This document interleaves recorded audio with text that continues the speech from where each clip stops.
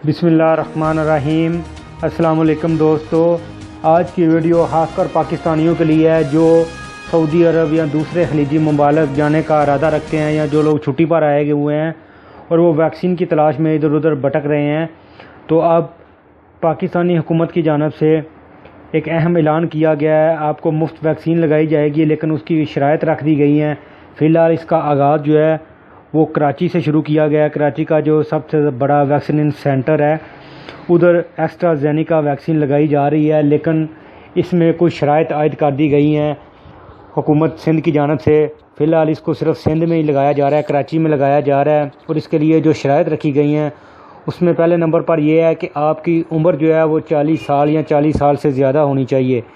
यानी वो लोग जिनकी उम्र 40 साल या इससे ज़्यादा है, अगर वो लोग उधर वैक्सीन सेंटर में जाकर बोलेंगे कि हमें एस्ट्राजेनेका लगानी है तो उनको लगा दी जाएगी। और इसके साथ दूसरी शर्त ये है कि आपको अपना वीज़ा जो है वैलिड वीज़ा वो भी दिखाना होगा।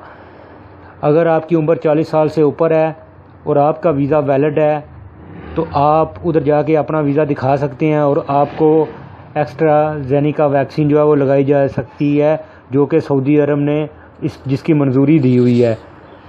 तो आप लोग जो लोग कराची के इर्द गिर्द रह रहे हैं, अगर आपका वीज़ा वैलिड है तो आप उधर जाके अपने आप को वैक्सीन लगवा सकते हैं, ताकि आप आसानी तरीके से करतीना से बचते हुए सऊदी अरब या दूसरे अरब ममालिक में दाखिल हो सकें।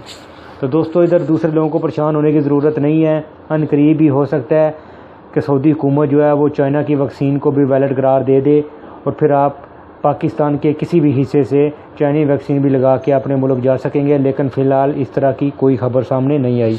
तो दोस्तों, ये थी आज की वीडियो। उम्मीद है आपको पसंद आई होगी। वीडियो को लाइक और शेयर ज़रूर करें।